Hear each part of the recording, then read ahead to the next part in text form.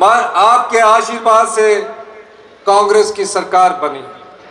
मैं धन्यवाद करना चाहूंगा इस मंच के माध्यम से, राजीव शुक्ला जी हमारे इंचार्ज थे और जिस प्रकार से राजीव शुक्ला जी ने, श्रीमती प्रियंका गांधी जी ने और राहुल गांधी जी ने जिस प्रकार ताबड़तोड़ रैलियां हिमाचल प्रदेश में की, उनके आशीर्वाद से हिमाचल की जनता ने कांग्रेस को सरकार बनाने का मौका दिया।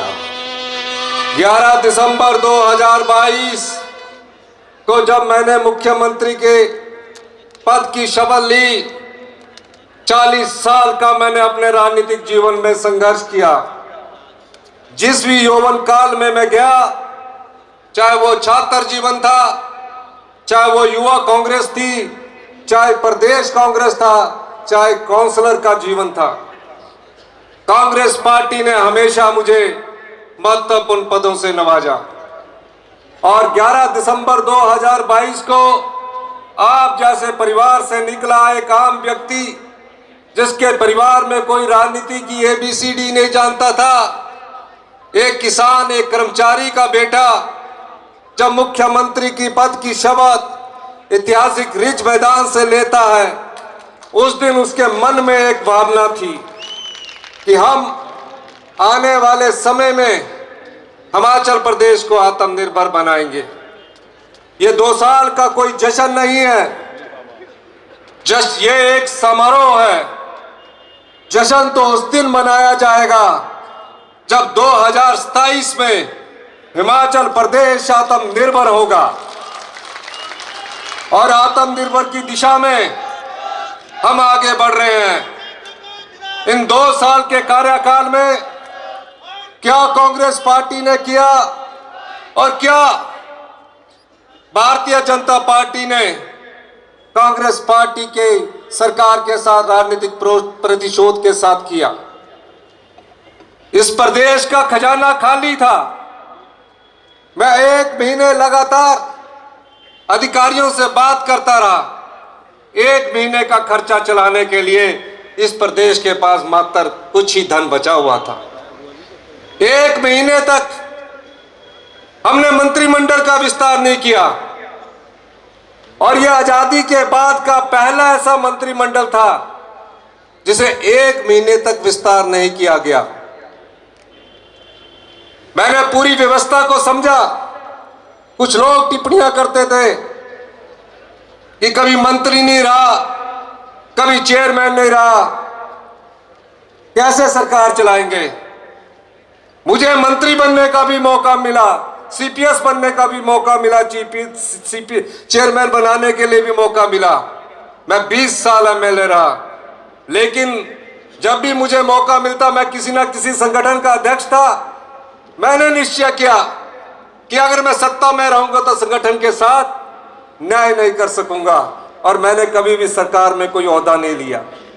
और उस महान कांग्रेस पार्टी ने, माननीय श्री राहुल गांधी जी ने, श्रीमती प्रियंका गांधी जी ने, श्री सोनिया गांधी जी ने, खड़गे जी ने और माननीय श्री राजीव शुक्ला जी ने मुझे 11 दिसंबर 2022 को मुख्यमंत्री बनने का मौका दिया। आज मैं मुख्यमंत्री के पद पर बैठकर हिमाचल की जनता के सामने कुछ बातें करना चाहता हूं। जिस प्रदेश का आर्थिक खजाना खाली हो, जहां कर्ज की लिमिट को सीमित कर दिया जाए, हमने उस चीज की कभी परवाह नहीं की। कैबिनेट का विस्तार होता है, कैबिनेट के विस्तार में जो हमने 1,36,000 सरकारी कर्मचारियों को कहा था कि हम आपको ओल्ड पेंशन स्कीम देंगे, हमने किसी प्रभाव को ना करते हुए, केंद्र के दबाव के भी प्रभाव को ना करते हुए, हमने 1,36,000 कर्मचारियों को ओल्ड पेंशन स्कीम दी। मैं जयराम ठाकुर जी से कहना चाहता हूं, जयराम ठाकुर जी, आपने 5 साल में हिमाचल की जनता को क्या दिया? पुलिस भर्ती पेपर लीक होता गया, आप आंखें बंद करके सोए रहे। सबॉर्डिनेशन सिलेक्शन बोर्ड में नौकरियां बिकती रही, नौकरियां बिकती रही। युवाओं के साथ धोखा होता रहा, आप आंख बंद करके सोते रहे। कोरोना काल में पीपी का घोटाला हुआ, पीपी किट का घोटाला हुआ, आपने डायरेक्टर हटा दिया, मंत्री हटा दिया, आप आंख बंद करके सोते रहे। उद्योग विभाग की हजारों बीघा जगह 1 मीटर के हिसाब से आपने बेच दी, नाम दिया कस्टमाइज पैकेज। मैं उन सब बातों से आपसे पूछना चाहता हूं कि आप उन भ्रष्टाचार के चोर दरवाजों को आपने क्यों नहीं बंद किया, जहां से आप जनता की संपदा को लुटा रहे हैं। अगर हम सत्ता में आए हैं, मैं दावा कर सकता हूं, ना तो हम आपकी संपदा को लूटने देंगे, ना ही लुटाने देंगे। हम संपदा का समाज के सभी भागों में वितरण करेंगे। कर्मचारी क्या है, महिला क्या है, युवा क्या है, मजदूर क्या है, सबको हम सम्मान अवसर देंगे।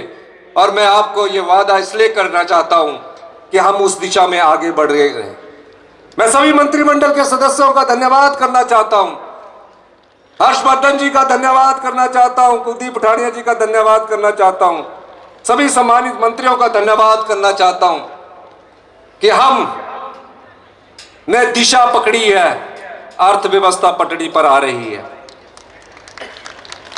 हमने 4 दिन पेंशन को वित्तीय अनुशासन में लाने के लिए ठीक किया। देश के नेता कहते हैं कि हम पेंशन भी नहीं दे पा रहे, पे भी नहीं दे पा रहे। जो 1000 गाड़ियों के लिए पैसा दे रहे हैं, क्या वो पेंशन और पे नहीं दे सकते? दे सकते हैं, सब कुछ दे सकते हैं। 1 महीने में 2 पे दी, 4% डीए दिया, 2 साल में 11% डीए हमने सरकारी कर्मचारियों को दिया। वो हमारी अर्थव्यवस्था को इंगित करता है। पुलिस के कर्मचारी बेचारे लगे रहते थे, 8 रुपए दिहाड़ी मिलती थी, हमने उसमें बढ़ोतरी की। 1000 रुपया की बढ़ोतरी पर मंथ के हिसाब से पुलिस कर्मचारियों के हमने 8 रुपए डाइट मनी को बढ़ा कर दिया। और मैं आपको यह भी कहना चाहता हूं, हम दिन रात आपके लिए हैं। हम चाहते हैं कि आने वाले समय का बजट ग्रामीण अर्थव्यवस्था को मजबूती का बजट होगा। कहीं कोई पैसे की कमी नहीं है, लेकिन भारतीय जनता पार्टी के झूठ का सामना आप लोगों ने जोर से करना है। झूठ जितना भी सच से टकराए, झूठ बार बार सच से टकराता है, झूठ का कई बार सामना सच से होता है, लेकिन अंत में जीत सत्य की होती है। मैं एक दिन देख रहा था, मैं दिल्ली में था, नड्डा जी बिलासपुर में एक रैली को संबोधित कर रहे थे।